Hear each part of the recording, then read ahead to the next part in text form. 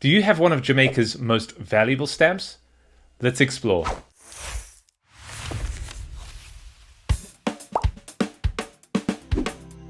Ah, Jamaica. A country known for reggae music, tropical fruit, beautiful beaches, and when it comes to stamps, Jamaica can get wonderfully tropical, though today's top value lineup may convince you otherwise.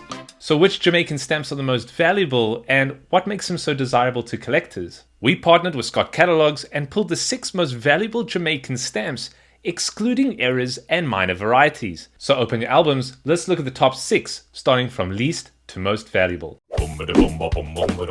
Starting off the list, we have Scott 19, a 2p rose issued in 1884 with an unused catalogue value of $230. And this stamp features something you're going to see a lot of in this episode, Queen Victoria. That's because Jamaica was a British colony at the time, so most of its valuable stamps come from this early colonial period.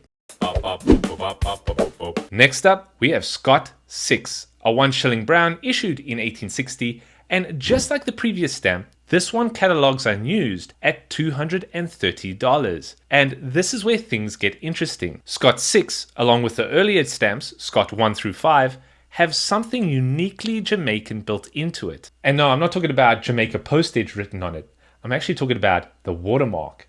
They have a pineapple watermark. If you flip the stamp over and hold it to the light, you'll see a pineapple hidden in the paper itself. And that's how collectors can distinguish Jamaica's earliest stamps, issued between 1860 and 1863, from later stamps that use the same design. And for collectors, finding that pineapple, that's part of the fun.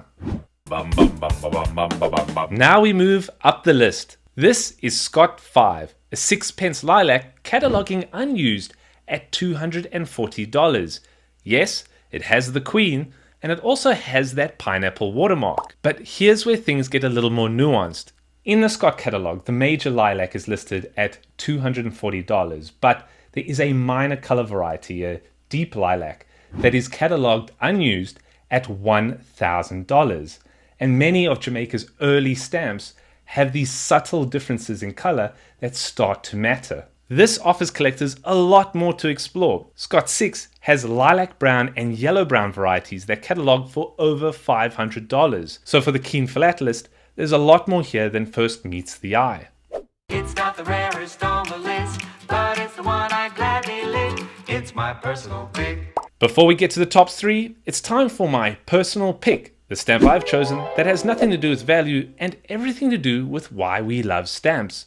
My pick is Scott 152, the banana stamp, a 3p issue from 1952. This rose red and green gorgeous stamp has an unused catalogue value of $6. Now this was a bit of a tough choice because I actually had to make a decision on which of the 3 stamps I liked the most. It was first issued in 1938 in green and light ultramarine, then again in 1949 in ultramarine and slate blue, before finally appearing in this rose red and green version in 1952.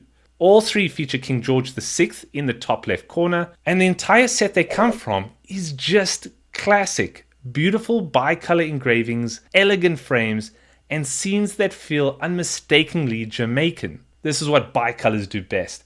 The frame and scene work together like a window into another place and time, and the banana stamp, I believe, takes it even further. The frame becomes part of the foreground, with the man carrying bunches of bananas, while the ocean and a boat sit in the background in a second color. It creates a real sense of depth, something that's surprisingly convincing for a stamp this small. I've been staring into the stamp since I first found one as a young collector. You can almost feel the warm breeze, hear the waves, and imagine the sounds of the island around you.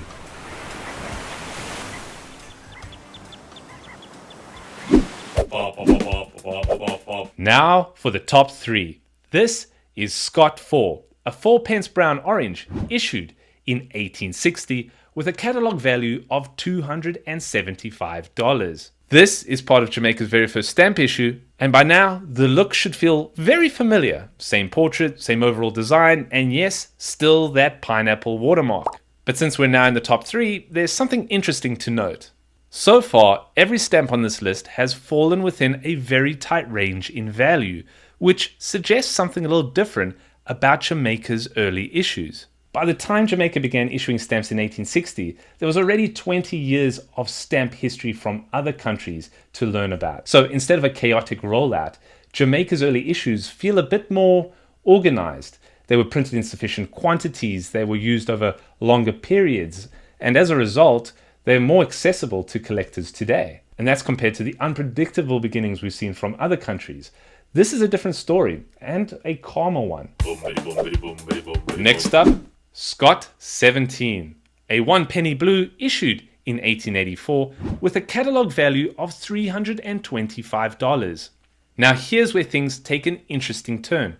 The stamp's older sister is Scott 1, Jamaica's very first stamp with essentially the same design, and yet this later stamp is actually more valuable. And by now we should all know how to tell the difference between this stamp and Scott 1.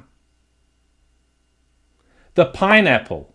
Scott 1, being part of that first issue, has the pineapple watermark, but this one does not. Instead, it has a British colonial watermark, CC, which stands for Crown Colonies. So while the designs look nearly identical, what's happening beneath the surface is completely different. Even though it was a later issue, it wasn't around forever. The same design was updated just 2 years later with Scott 18 in carmine, effectively replacing it. So this version had a shorter window of use, and when you factor in collectors trying to complete the full run, you end up with a stamp like this, quietly climbing higher in value, which is a great reminder that in philately, older doesn't necessarily mean more valuable. And now for the top spot. This is Scott 10, a 4 pence brown orange issued in 1872 with an unused catalogue value of $350. And if it looks familiar, well, that's because we've already seen this design earlier on the list. Same queen, same layout, just about a decade later. And yes, that means no pineapple this time. So what makes this one so valuable? Well, it really comes down to condition and supply. Now you may have noticed that many of these stamps have a margin that is touching the perforations, especially with the lower Scott numbers, and there's a reason for that. The way these were printed, particularly Scott 1 through 12, there was very tight spacing between the stamps on the sheet.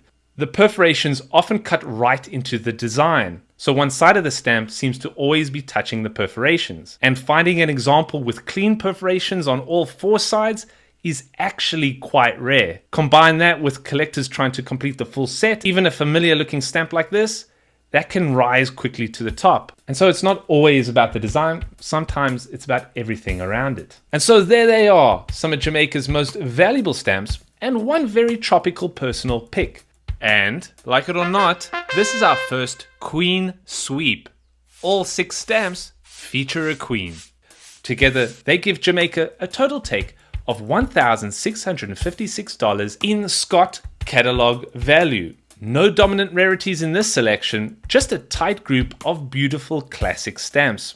And that puts Jamaica in a very close 6th place on our value ranking board, just $82 behind Croatia, the smallest gap we've seen so far. And so that brings us to the end of this episode, which is brought to you by Scott, the worldwide leader in stamp listings and stamp values. Visit scottstamp.com to explore catalogs, collecting guides, and everything you need for your collecting journey. So do you have one of these stamps? Which country should we explore next? Let us know in the comments. As always, thank you for watching and happy exploring.